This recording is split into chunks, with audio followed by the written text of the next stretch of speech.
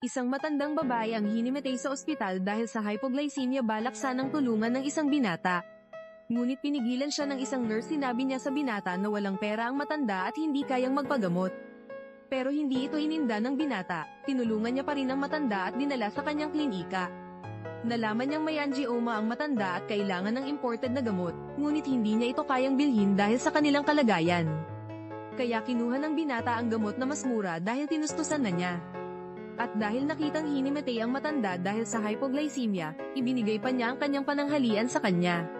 Sa sandaling iyon, labis ang pasasalamat ng matanda sa binata, ngunit hindi niya inasahan na ang tinulungan niya ay isang taong walang utang na loob dahil hindi niya sinasadyang magbigay ng maraming test sa mga pasyente.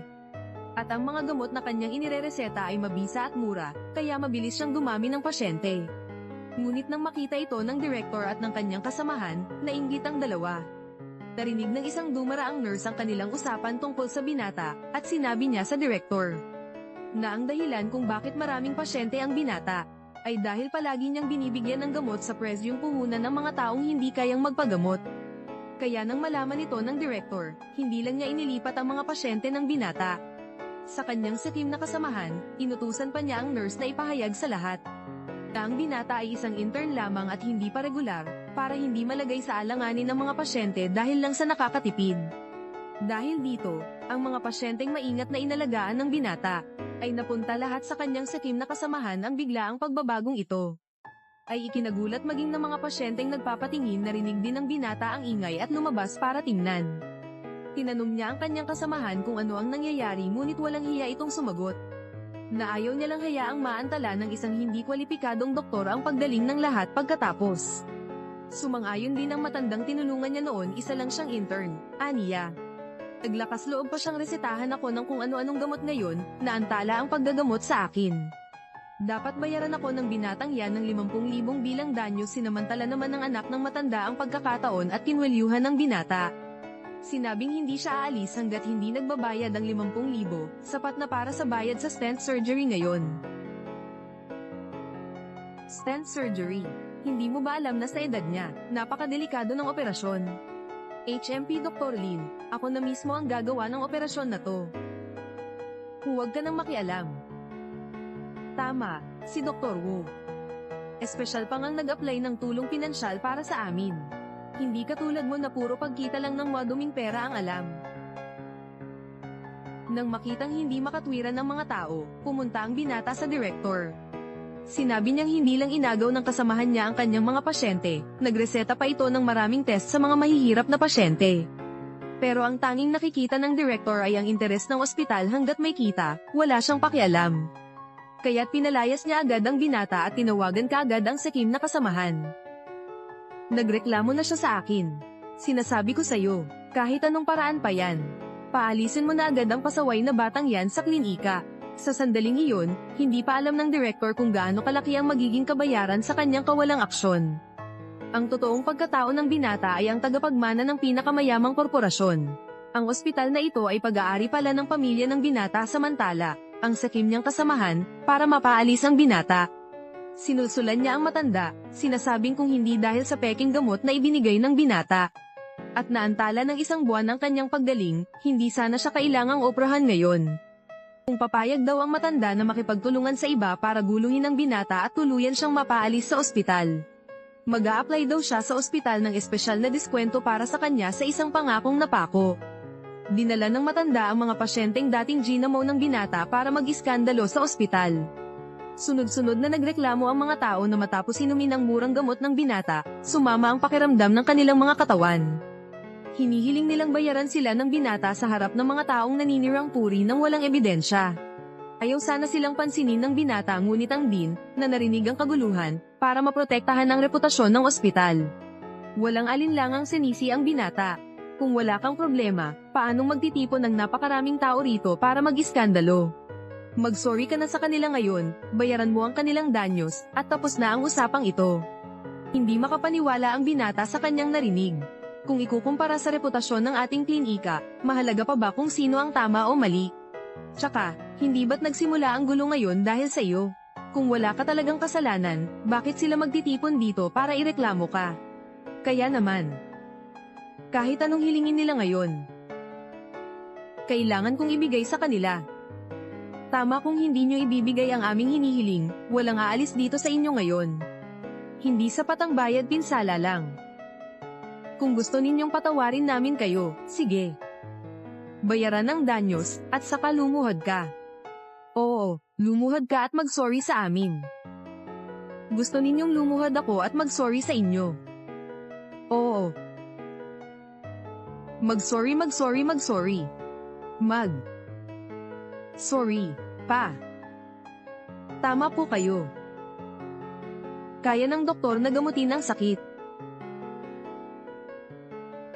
Pero hindi ang puso ng tao. Ayoko nang maging mabuting tao. Puputulin ko na ang supply ng gamot nila. Ayoko nang maging mabait ngayon. Papatayin ko ang gamot nila.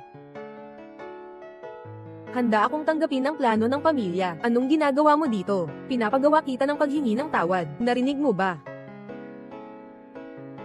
Ang batang ito. Bakit mo ako tinawagan tapos pinutol? Pangulo, ang binata niya. Mukhang naisipan na niya. Maghanda ng pamahalaan ng negosyo ng pamilya. Ipasa ang utos. Itatalaga si Lin Shen bilang pinuno ng medikal na negosyo ng grupo. Pangkalahatang manager. Dahil nandyan siya sa Deren Hospital. Simulan natin sa Deren Hospital. Oo. Humihingi ng tawad.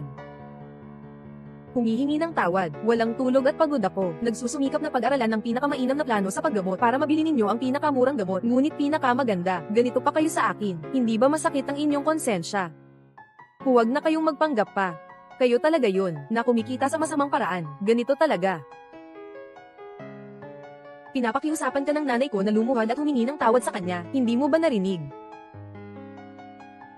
Nagmamalupit kayo dito. Bastos. Hindi mo ba iniintindi ang nanay ko? Mas iniintindi mo pa itong puting mukha na ito. Sige. Hindi siya luluhod. Tumayo ka.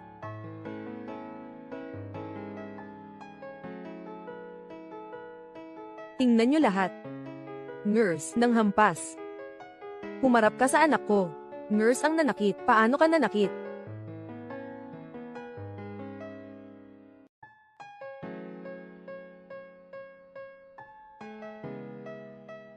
Huwag.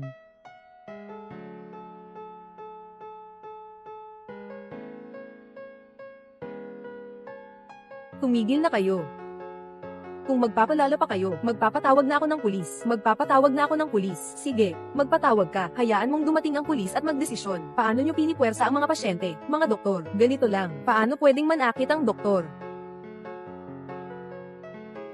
Bakit ang swerte ko ay ganito kababa?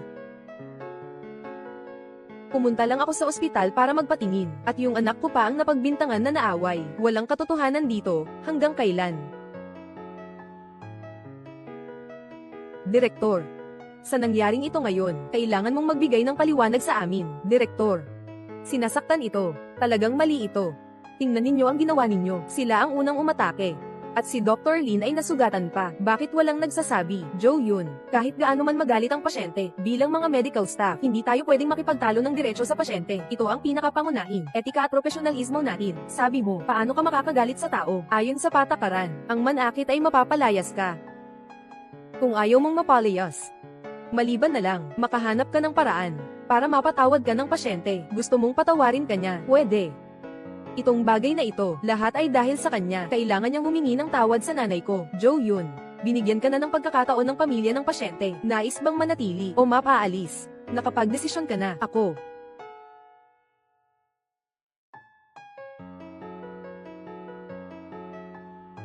Pasensya na. Lin Shen. Ang trabahong ito, para sa akin, ay napakahalaga.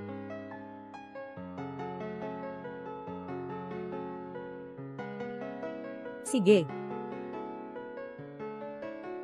Humihingi ako ng paumanhin.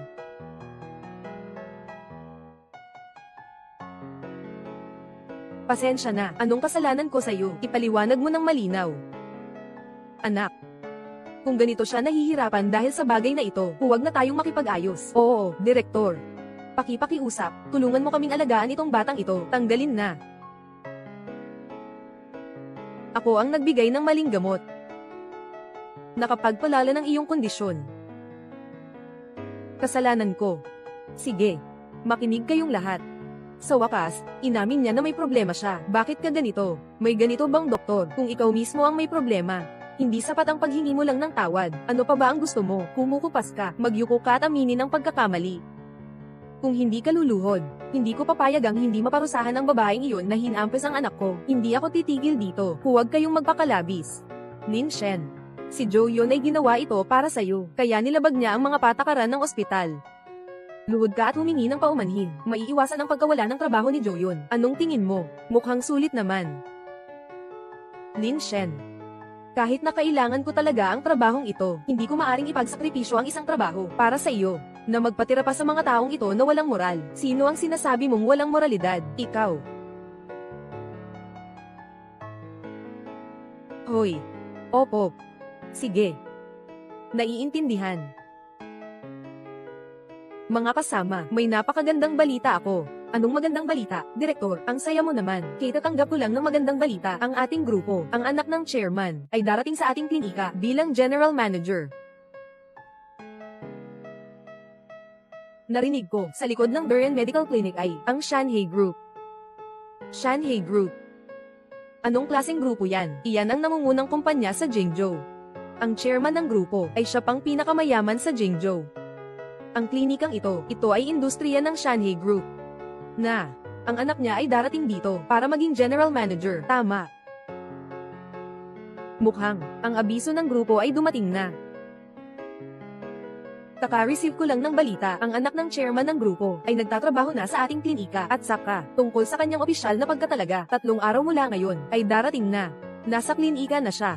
Ang direktor, anong pangalan niya? Kahit na ang opisyal na pagtatalaga ay darating pa sa 3 araw, pero hindi rin natin pwedeng pabayaan. Anak ng chairman ng kumpanya, chairman ng grupo, palaging misteryoso. Huwag na nating pag-usapan ng anak niya. Kahit pangalan niya mismo ay hindi ko alam. Hindi ko rin alam, pero narinig ko nga na anak ng grupo. Nagtapos sa medikal na universidad, ipinanganak sa Jingzhou. Xiao Wu. Taga Jingzhou ang bahay niyo, di ba? Graduated ka pa ba sa med school? Siya kaya. Nagtatrabaho sa aming klinika, ipinanganak sa Jingzhou, at nagtapos din sa med school. Malamang hindi magkakamali. Si Xiao Wu rin, tinawag mo siya. Tingnan mo ang bibig ko, walang nagbabantay sa pinto. Dr. Wu, talagang kahanga-hanga ka. Tulad mo, mga kabataan, ay may disiplina at syaga, kayang magtiis at magtrabaho ng mabuti. Hindi tulad ng ibang tao, na masyadong ambisyoso, kumukonekta sa mga kumpanya ng gamot, kumikita ng salaping peke. Si Dr. Wu ay anak ng mayamang pamilya. Direktor, ito ba ay, pwede nyo lang akong tawaging Lolo Zing. Ang inyong katayuan, ay napakataas at kagalang-galang. Ang galing mo sa pagiging lihim, talagang napakahusay. Sobrang mababa ang profile. Ako ang anak ng chairman. Dazia, may 1 milyong nasa card na ito. Kunin mo muna at gastusin. Hindi pa sapat, Dad. Bibigyan pa kita. Tatay. Ano ba ang ginagawa mo na ganito kamayaman pag dumating ang tamang panahon? Sasabihin ko sa'yo ng kusa. Talaga bang? Ang tatay ko ay ang chairman ng grupo. Pinakamayamang tao sa Jingzhou. Direktor. Si Dr. Wu ay anak ng mayaman. Tama. Si Dr. Wu, may magandang asal at kakayahan. Siya ang anak ng pinakamayaman sa atin. Kami ay mga mahihirap. Hayaan si Dr. Wu na gamutin kami. Sige, ito ay isang biyaya para sa amin. Tama. Makakatulong si Dr. Wu sa aming gamutan. Iyan ang lahat ng aming pagtitiwala. Si Dr. Wu ay anak ng pinakamayamang pamilya. Dahil kayo ay naniniwala na ako ay, kaya't tatanggapin ko na lang. Kahit na mali ito. Hindi rin naman ito problema ko. Sige na. Ipinahayag ko na. Ang tatay ko ay ang chairman ng grupo. Sige na. Ipinahayag ko na. Ang tatay ko ay ang chairman ng grupo. Tama nga. Direktor. Iminumungkahi kong agad mong tanggalin si Lin Shen, yung basura tulad niya, manatili sa ating klinika para lang magdulot ng masamang imahe sa atin. Tama si Dr. Wu. Yung mga doktor na katulad ni Lin, dapat na siyang direktang tanggalin. Tanggalin siya. Tanggalin mo ako. Tama iyon. Tanggalin kita. Anong tinatawanan mo? Tinutokso ko kayo. Mababaw ang pananaw. Napaka-ignorante, Lin Shen. Paano ka makakatapang na magsalita ng ganito sa direktor? Hindi mo pa nauunawaan ang sitwasyon, pero agad-agad kang nakikisawsaw. Karapat-dapat ka bang maging direktor? Anong ibig mong sabihin? Ang ibig kong sabihin ay, sa klinika ni Deren, nagtapos sa medikal na kolehiyo, at galing pa sa Jingzhou. Hindi lang si Wudazi ang may ganitong background. Sabi mo sa ating klinika, nagtapos sa medikal na kolehiyo, galing sa Jingzhou. Hindi lang si Dr. Wu. Tama nga, tama na, Lin Shen. Alam mo ba, kung gaano kahalaga ang diploma mula sa medikal na universidad sa aming klinika? Isang nagtapos sa medikal na universidad ay malaking bagay na.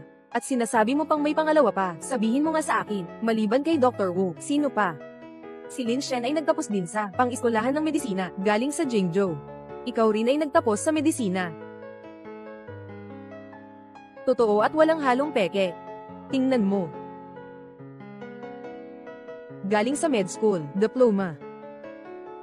Ikaw. Ba't ka rin? Nasa med school din, anak ng mayaman. Alisin mo ang salitang rin. Dr. Lin ay anak ng pinakamayaman. Ilang anak ba ang pinakamayaman? Ano ito? Anong nangyayari, direktor? Huwag kang magpaloko sa kanya. Isang nagtapos sa medikal na universidad ay pwedeng maging intern dito sa ating klinika bilang isang praktisante. Ngayon, marami nang nagkakalakal ng peking lisensya sa labas. Lin Shen, para hindi ka matanggal, ay pinag-iisipan mo ng mabuti, ihanda na ang peking ID. Kasi, ilabas ang peking ID. Bakit? Di ba para hindi matanggal sa trabaho? PFFT, sa tingin mo, gusto ring maging anak ng pinakamayamang tao, alam lang kumita ng maruming pera, mahirap na loser, pati si Dr. Wu ay ikinukumpara. Dr. Wu ngayon anak ka na ng pinakamayamang tao, ang yaman mo na. Paano na ang bayad ko sa gamot? Unahin nating alisin si Lin Shen, itong cancer sa ating lahat, ang iba ay madali nang mapag-uusapan. Sabi mo ikaw ang third wheel, ha? Hindi ka man lang nagsusumamo kahit pinapapili ka na. Ngayon pa, naghuhugas ka ng pekeng dokumento. Alam kong may intensyon ka, na nakakaabala sa oras ng lahat.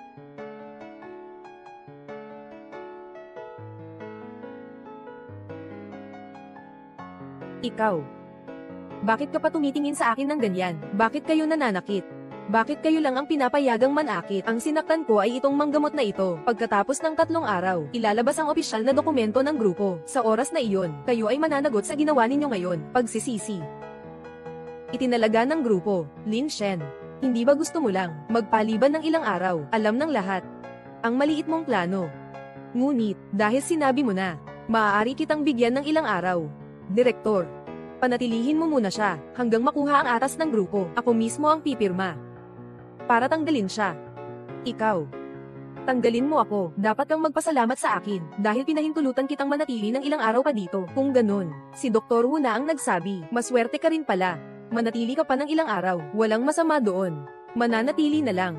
Ikaw ang nagpasimula ng gulo. Ikaw na ang bahala. Maluwag si Dr. Wu, hindi kanya pinapansin, pero naantala mo ang aming paggamot, kailangan mong lumuhad at humingi ng tawad, at bayaran kami. Kung hindi, ngayon, huwag mong subukang umalis. Tama, huwag ka nang mag-isip pang pumunta kahit saan. Itong mga tamad na tao, walang saysay makipagtalo sa kanila. Gusto mo akong magmakaawa at magpasalamat, hinding-hindi mangyayari, tungkol sa bayad. Kailangan kong maghintay, na maayos muna ang cellphone ko. Sige, bibigyan kita ng ilang araw, habang hinihintay ang appointment ni Dr. Wu. Bilang General Manager, kailangan mong bayaran kami ng 10 beses. Oo, 10 beses na bayad. Sige. Pagdating ng panahon, gusto kong makita kung kaya nyo ba.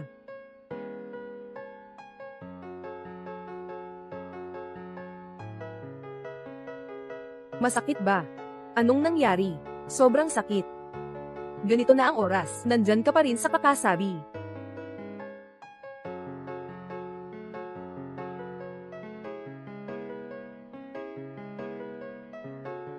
Tingnan mo. Talagang hindi na masakit. Ganito kagandang pangpawala ng sakit, hindi mo ito mabibili sa labas.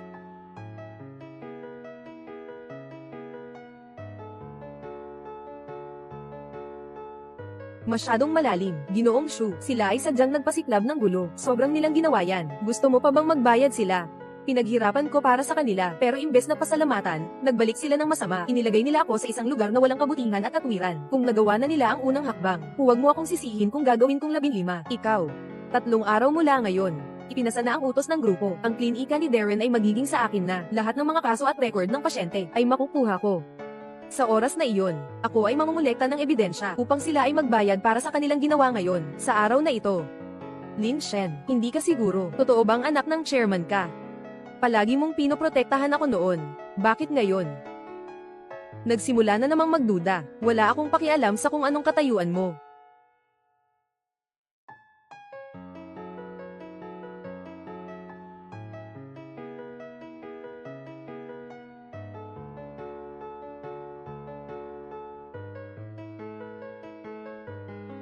Hoy, kapatid, miss ka na ng ate mo.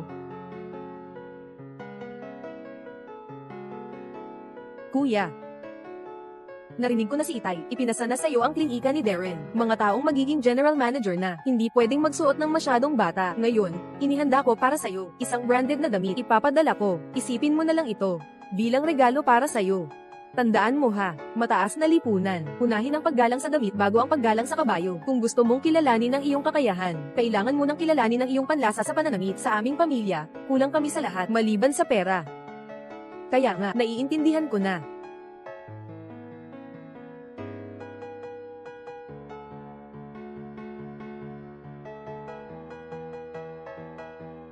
Kailangan ko lahat ng ito sa card. Yung mga matandang iyon, dapat nakatanggap na rin sila ng balita. Yuan Shang.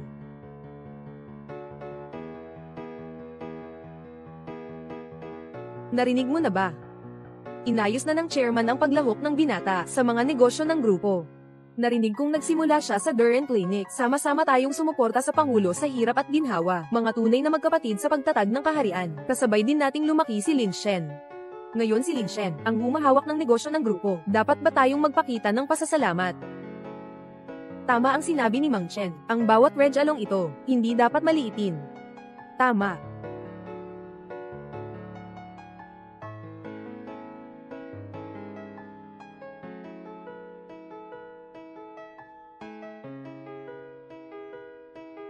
Hey, saan ka pupunta? Kailangan ni Dr. Lin ng gamot. Ipapadala ko sa kanya. Isang intern na malapit ng matanggal. Bakit mo pa siya pakikialaman? Ito ang gamot na kailangan ni Dr. Wu. Ihatid mo muna ang gamot kay Dr. Wu. Isang lambat. Sandali lang. Narinig ko na gusto mong umunlad. Basta handa kang magbayad ng kaunting halaga. Tutulungan kitang ayusin ito. Hindi mo ba alam ang pasasalamat?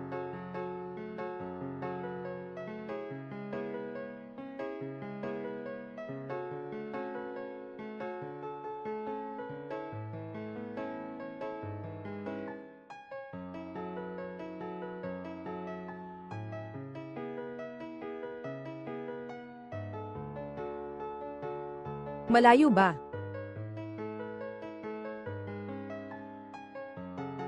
Grabe. Ikaw. Dr. Wu, ay nako, ayos ka lang ba? Lin Shen. Ikaw, maliit na pangatlong partido, pinabayaan mo na ang mga pasyente namin. Si Dr. Wu, napakabait na doktor, kaya mo pang saktan siya, hindi ka ba tao? Si Wu Dazi, ang hayop na ito, ang nanakit sa akin. Si Lin Shen ay tumutulong lang sa akin. Zhou Yun. Ngayong araw ay inatasan ng punong tanggapan ng grupo. Si Dr. Wu ang magiging pangkalahatang manager ng Darren Medical Clinic. Kailangan mong pag-isipan ng mabuti ang sasabihin mo. Zhou Yun, tama ang sinabi ni Nurse Yu. Ngayong araw ay ipapahayag ang utos mula sa punong tanggapan. Ang kasalukuyan kong posisyon ay General Manager ng Darren Medical Clinic. Mag-ingat ka sa pagsasalita mo sa akin. Kung hindi, papalayasin kita kasama ng mga basura na ito. Magkasama kayong aalis. Zhou Yun. May hirap ang pamilya mo. Mahalaga sa iyo ang trabahong ito. Huwag kang magpadalos-dalos. Ganito, mamaya, gagawa ka ng isang pahayag tungkol sa nangyari ng saktan ni Lin Shen si Dr. Wu. Sabihin mo ng totoo. Ano ba to? Tungkol sa katotohanan. Katotohanan. Sige, sabihin mo nga, sino ba ang maniniwala sa mga kalokohan mong katotohanan? Dr. Wu. Huwag mo nang sayangin ang oras sa dalawang hayop na ito. PSK. Yun nga, Dr. Wu. Ito ang aking ulat ng pagsusuri. Tingnan ninyo. Hindi maganda ang kalagayan mo. Kailangan agad ng operasyon. Pero wala na kaming pera. Huwag kang mag-alala. Nakapag-apply na ako ng medical loan para sa'yo. Naiaprubahan na. Ang loan limit ay 200,000. 200,000 nga. Yung dati mong lahat ng bayad sa paggamot at pagsusuri ay ibabawas mula sa halaga 1 sentimo. Hindi kailangang gumastos ng 200,000. Ay naku, Dr. Wu, talaga namang mabait ka. Ha ha ha ha. Pero, hindi rin pwedeng ibigay ng libre ang perang ito. Kailangan pirmahan ang kasunduang ito.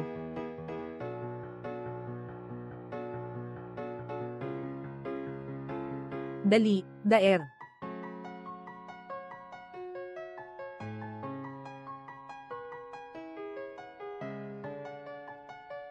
Salamat Dr. Wu. Maraming salamat. Wu Dazi.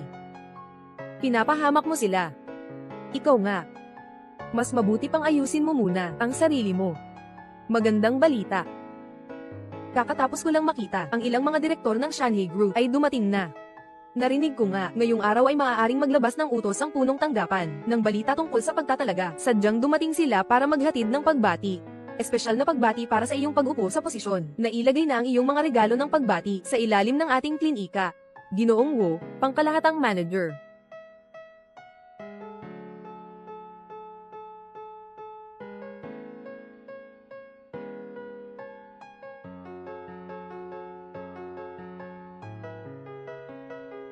Jihu mula sa Shanghai Group, ipinagkaloob sa bagong General Manager ng Darren Clinic isang limitadong edisyon na Patek Philippe Jade na relo. Jiyang mula sa Shanghai Group, ipinagkaloob sa bagong General Manager ng Darren Clinic isang bilya na may tanawin ng lawa sa Jingzhou. Jichen mula sa Shanghai Group, regalo para sa bagong General Manager ng Darren Medical Clinic isang Maybach na sasakyan. Ang laki ng okasyon, naku, ang daming mga regalo, lahat ito ay para sa Darren Medical Clinic, ang pagtatalaga ng bagong General Manager. Hindi pa nga nangyayari, mga chairman ng grupo lahat sila, na ipadala na ang mga regalo bilang pagbati, kitang-kita na ang bagong general manager, ay may malaking timbang. Kapag pinagsama-sama ang mga regalong ito, siguradong aabot sa milyong halaga.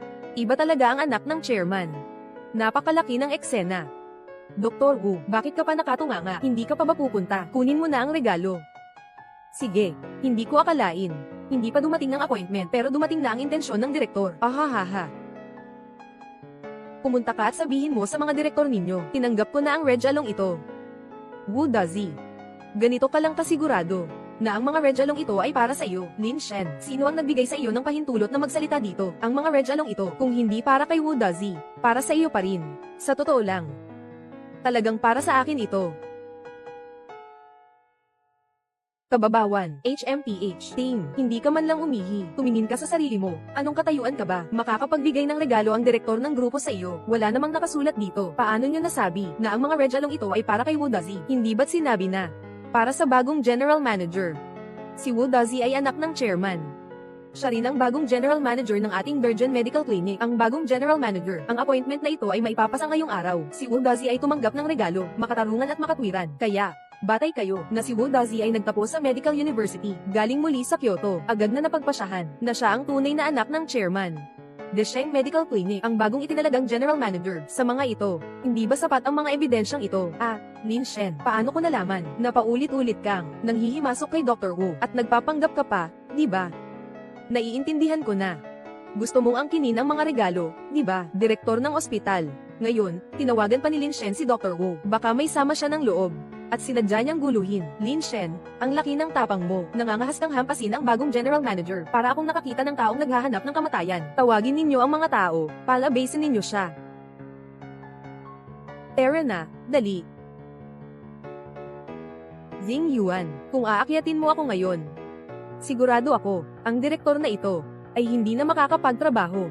Direktor, binabantaan ka ng nanay ng batang ito, Lin Shen.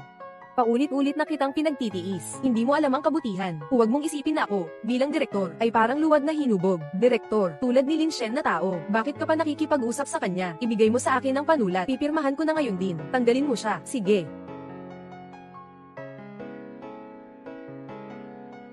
Pakiusap, General Manager, tanggalin si Lin Shen. Lin Shen, Lin Shen, ito ang bunga ng iyong ginawa.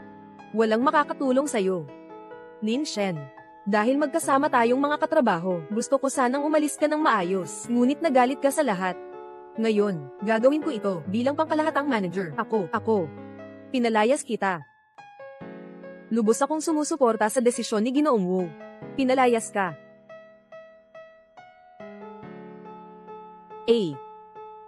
Napakabait ni Ginoong Wu. Tinitiis ka niya ng 3 araw. Kung ako ang nasa posisyon niya, 3 araw na ang nakalipas, pinatalsik na kita. Ngayon, pinatalsik ka na.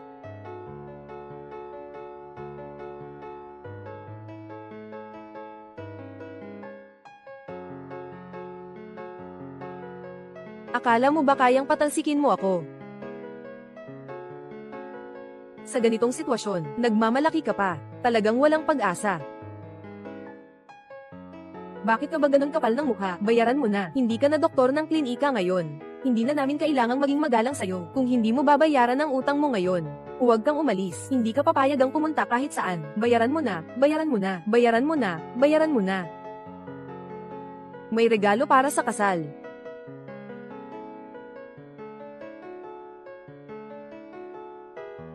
Wow, ano naman ito? May regalo na naman na dumating. Ang grandioso naman. Sino naman ang nagpadala ngayon? Ang regalo ni Ginoong Wu ngayon, isa pa isa ang dumarating. Ay nako, sana tulungan mo pa ako, Ginoong Wu, kung may pagkakataon, sa harap ng mga boss ng grupo. Pakilala mo naman ako, ha ha ha. Ay. Ayos lang, ayos lang. Ay nako, Ginoong Wu, talagang pinag-isipan ng Reg Along ito. Hindi ba't ito ay direktang ibinigay kay Ginoong Wu? Inaasikaso na ang isa, na set ng suit, hindi ba? Kung hindi ako nagkakamali, ang brand na ito ay dapat na CUNYAH, di ba? Brand na ito ay parang Rolls-Royce ng industriya ng damit sa isang suot pa lang. Maaaring umabot na ng higit sa 1 milyon. At saka, ito ay isang customized na modelo ng brand na ito. Hindi ito basta-basta mabibili kahit mayaman ka. Kailangan ng 10 milyon na gastusin bawat taon. Kaya makapagiging miyembro sila. May karapatan na umorder ng damit at sapatos. Si Ginoong Wu, katulad namin, mga maliit na tao, ay mahirap magkaroon ng pagkakataon na makita ang epekto ng kun-iya sa katawan. Pakiusap, subukan ni Ginoong Wu ang damit. Hayaan nyo kaming makakita. Oo, Ginoong Wu, subukan mo lang. Hayaan mo kaming makakita. Sige. Sige. Kaya't dahil gusto ng lahat na makita akong nakasuot nito. Kun-iya. Oo, kun-iya. Sige, magpapalit ako rito mismo. Para makita ng lahat, ang Rolls-Royce ng mundo ng pananamit. Ano nga ba ang itsura kapag suot mo ito? Ayos, hahaha.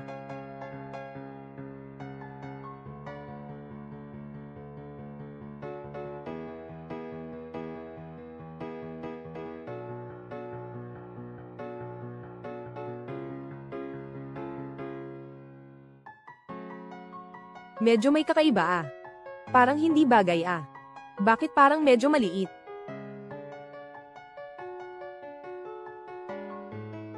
Bakit size 42 ito? Gumastos ng milyon-milyon sa custom na ito. Sino ba talaga ang nagbigay nito? Para kanino ba talaga ito? Milyon-milyong custom ito. Hindi ko alam kung para sa akin. Pareho ba ang sukat na orderin? Ginoong Wu. Pagkatapos mong maging manager, ang mga damit at sapatos ng kun-iya, bumili ka lang kung gaano mo gusto. Tama. Hindi ba pwedeng magkulang si Ginoong Wu sa ganitong maliit na halaga? Ahahaha. Parang may puso ang nagbigay ng regalo. Pero kulang ang paghahanda. Simula nang maupo si Ginoong Wu, tiyak na papahirapan niya siya. Alam mo ba kung bakit hindi ito angkop, hindi si Lin Shen? Bakit nandyan ka sa lahat ng lugar? May gusto ka pang sabihin. Ang gusto kong sabihin, itong mga damit na ito, hindi talaga para sa'yo. Siyempre, hindi ito bagay sa'yo. Hindi ito para sa akin. Para sa'yo ba? Tama. Para nga sa akin. Galing ito sa kapatid kong babae. Anong sinabi mo? Galing ito sa kapatid kong babae. Galing ito sa kapatid kong babae. Hahaha, galing sa kapatid kong babae. Kaya bagay na bagay sa'yo. Siyempre. Ayos lang. Mabilis, isuot mo na sa akin. Hindi bagay sa'yo ang suot na ito. Lahat ng kasinungalingan mo ay madaling mabubunyag. Halika, halika, mga kasama. Tingnan nyo lahat ang taong ito na tinatawag na General Manager. Kayang isuot ang ganitong damit.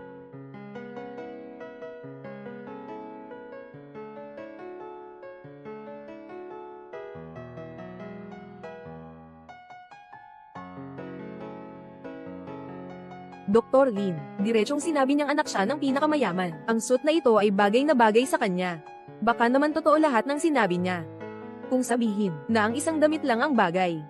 Maaaring ito ay isang pagkakataon lamang, pero tingnan mo itong pantalon na ito, pati ang sapatos ay swak na swak. Hindi na ito isang pagkakataon lang, may katwiran na ito ay nagpapakita lang, na ang suit na ito, ay ginawa talaga para sa kanya. Imposible. Imposible. Talaga. Dr. Wu, anong nangyayari dito? Direktor, alam mo na eh. Hindi. Anong maipapakita ng suot na ito? Anong problema ang maipapakita nito? Noon, payat din ako. Pero nang dumating ako sa klinika, hindi na regular ang aking oras. Kaya tumaba na ako, di ba? Di ba? Kung hindi, ang damit na ito, saktong-sakto sa akin. Pero pinagdududahan mo ba ako? Hindi naman. Kung ganun, sundin mo na lang ako. Tapos itaboy mo na yung mga nagkakalat ng chismis. Mga manloloko. Palayasin mo na. Sino yan? Oo. Tingnan ko kung sino ang may lakas ng loob.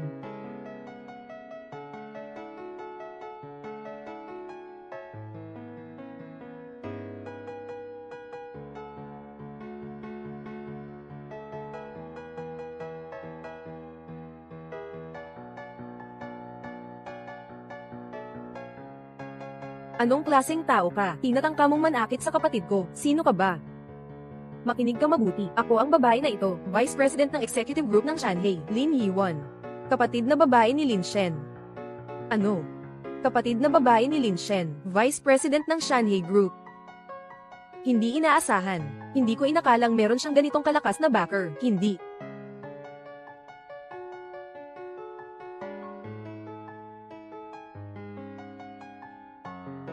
Ito ay para sa aking bunso. Talagang para kay Dr. Lin ang mga red along ito, kaya pala ang suot niya ay swak na swak. Ginoong Wu.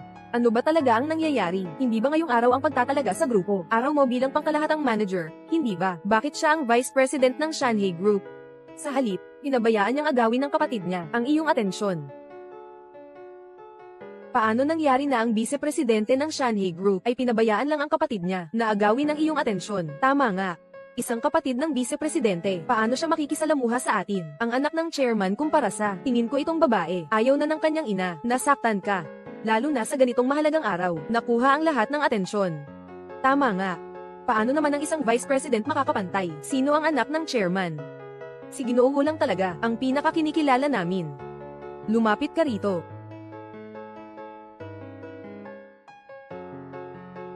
Hahayaang mong saktan ako. Ako ang gagantay sa'yo. Isa ka lang vice president, di ba't katulong ka lang naman sa tatay ko? Ano ba to? Binabastos mo ako dito. Ang tatay mo. Baka hindi mo pa alam. Si Ginoong Wu ay anak ng Shanghai Group, chairman ng kumpanya. Malaki ang naging kasalanan mo ngayon. Ang bunso mong kapatid ay isang kwak. Gaano ka ba katalino ang ate na ito? Karapat dapat siya. Sabi mo, ikaw ang anak ng chairman ng Shanghai Group. Tama ka dyan. Si Ginoong Wu natin, hindi lang basta Shanghai Group ang anak ng chairman. Ay ang bagong general manager ng Deren Medical Clinic. Dito, siya lang ang aming susundin. Tama. Si Wu lang ang aming kinikilala, isang vice president ng grupo. Hindi naman kami saklaw nito. Hoy, Dad, kailan ka nagkaroon ng anak na lalaki? Anong anak na lalaki? Mayroong tao dito na ginagamit ang iyong pangalan. Nang hihimasok siya sa klinika ni Darren nang walang takot at sinampal pa ako. Siyempre, ang gulo na nito. Sino siya? Sino ang may ganang saktan ang aking mahal na anak na babae? Ang pangalan niya. Wu. Da. G. Sige, ipapadala ko na ngayon ng tao para imbestigahan siya. Ibigay mo ang telepono sa direktor. Pangulo ng Lupon. Hanapin ka.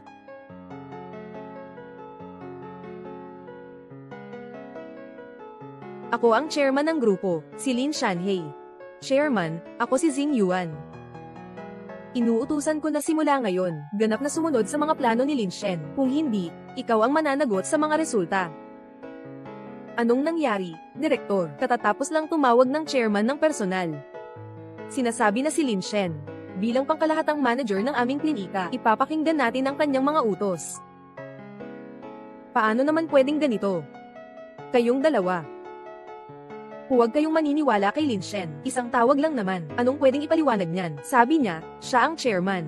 Sa tingin ko, Ang Vice President at Chairman na yan, ay mga tauhan lang na inihanda ni Lin Shen. Ako ang naghanap ng mga tauhan. Tama, at siya pa. Halatang mga artista na inihanda mo.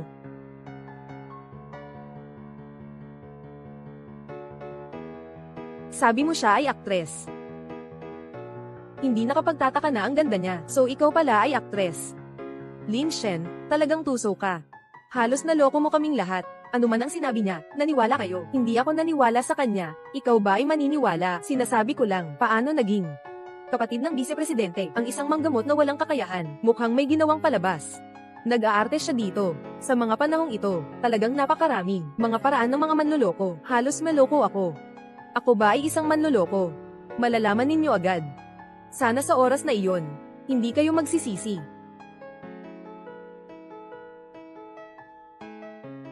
Tigas pa rin ang ulo mo. Ano, tawagin niyo ang dalawa, palabasin niyo sila. Tingnan ko kung sino ang maglakas loob na galawin sila.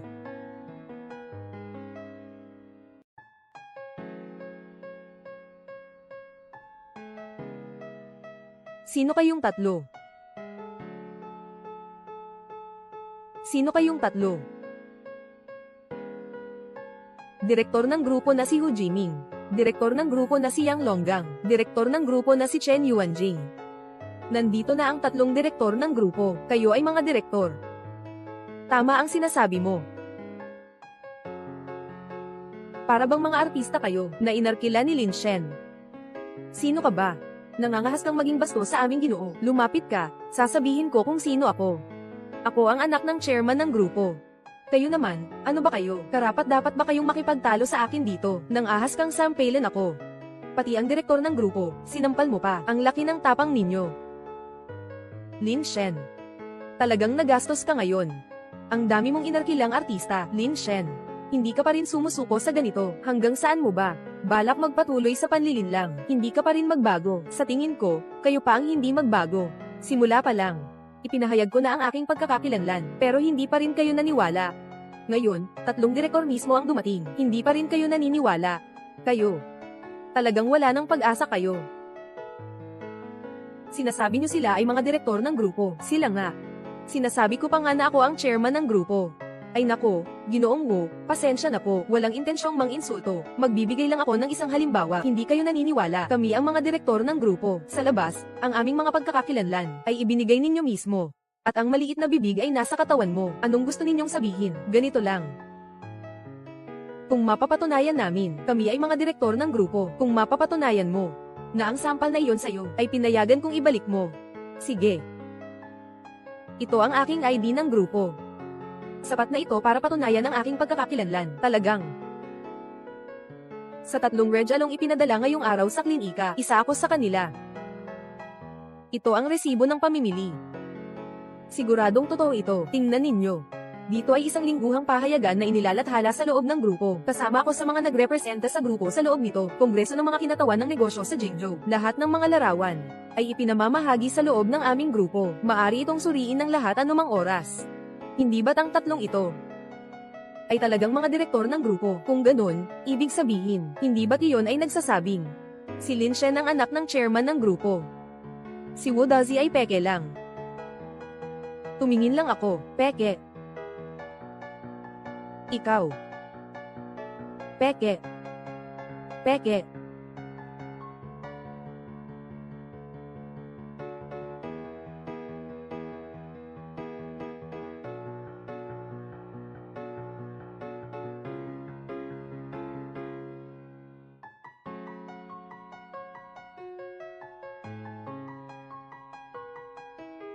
Ikaw.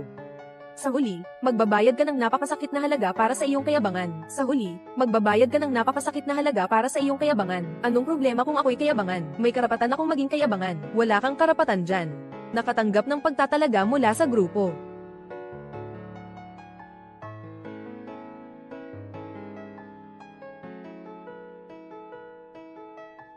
Nakatanggap ng pagtatalaga mula sa grupo. Sa wakas, dumating na ang pagtatalaga mula sa grupo. Sa wakas, dumating na. Mula ngayon, ako, si Wu Dazi, ay ang pinakamataas na namumuno ng klinika.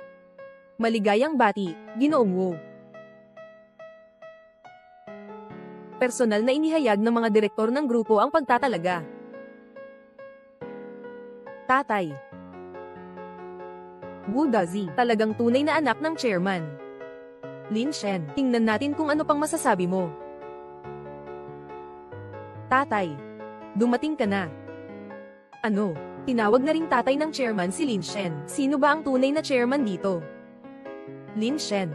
Ayaw mo nang makipag-ugnayan sa akin. Okay lang. Ngayon, personal na pumunta ang chairman. Nandito ka pa rin at nagmamalaki. Hindi ka ba natatakot na galitin ang chairman? Baka managot ka sa batas. Sinasabi ng anak na tatawagin siyang tatay. May kasalanan ba? Lin Shen, talagang hindi ko nakita. Bakit ang kapal ng mukha mo? Pero akala mo ba, kapag tinawag mo akong tatay, ay mapapatawad na kita, di ba? Tatay. Siya iyon. Simula nang pumasok ka sa klinika, araw-araw ka nang nakikipag-away sa akin. Ngayon na nandito ka na nga, siguraduhin ipaglaban mo ako. Ayusin mo siya ng maayos. Sino ang gusto mong ayusin? Siya.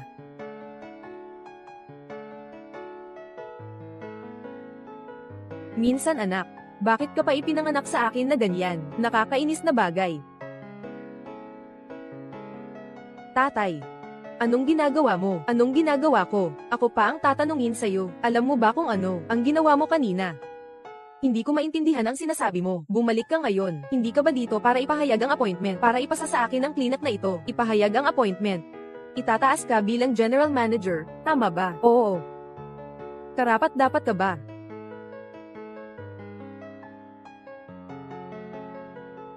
Chairman, may I ask if there is a misunderstanding? Is there some kind of misunderstanding?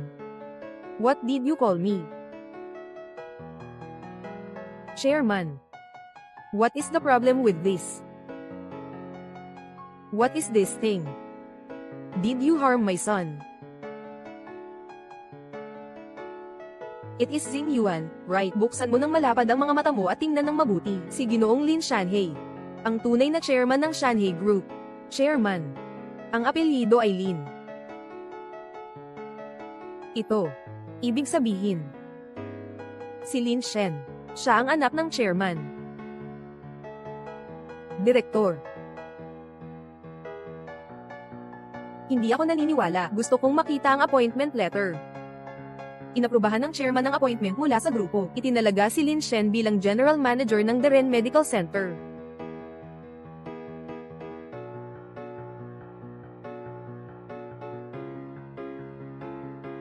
Paano pwedeng mangyari? Ang ama ni Lin Shen ang tunay na chairman. Ang tatay ko naman. Hindi mo kailanman sinabi sa akin kung ano talaga ang trabaho mo at sobra kang yaman pa. Ayoko na makialam. Bakit hindi ka ang chairman? Bakit? Mayaman ako. Iyon ay dahil ang ginagawa ko ay illegal na smuggling. Hindi ko sasabihin sa iyo kasi natatakot akong i-report mo ako. Pero ako, hindi ko talaga inakala. Matagal na akong nag-iingat at tinago ko ng maayos. Pero napaloko pa rin ako ng ginawa mo. Ang tatay ni Wu Dazi ay sangkot sa smuggling. May tao. Hulihin siya. Ibigay sa hukuman.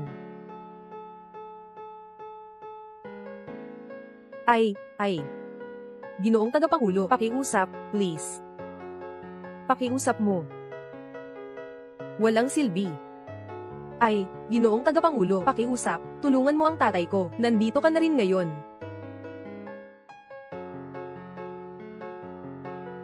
Pakiusap, tulungan mo ang tatay ko.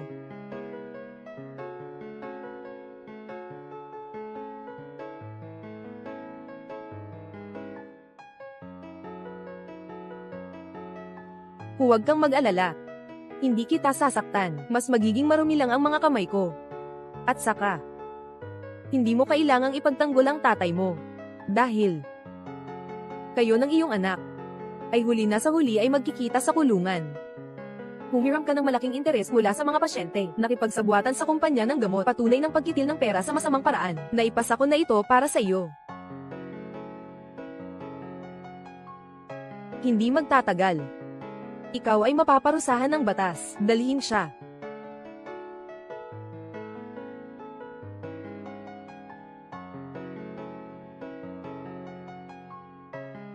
Wu Dazi, ang inutang namin ay mataas na interes. Nang utang ako. Ng 200,000. Tapos na.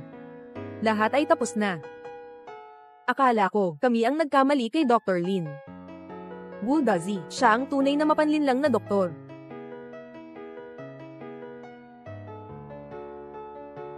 Matagal na akong nagkaka-practice at nagtatanong tungkol sa gamot mula noon hanggang ngayon. Wala akong ikinahihiyang gawin. At kayo naman.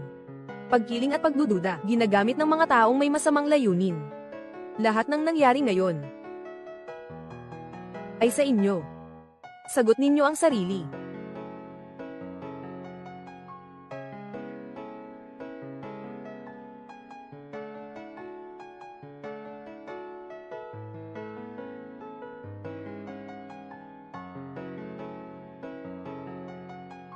Tumayo siya. Hindi kayo magbabayad, ayaw niyong magbayad. Kung hindi kayo magbabayad, papatayin ko kayo.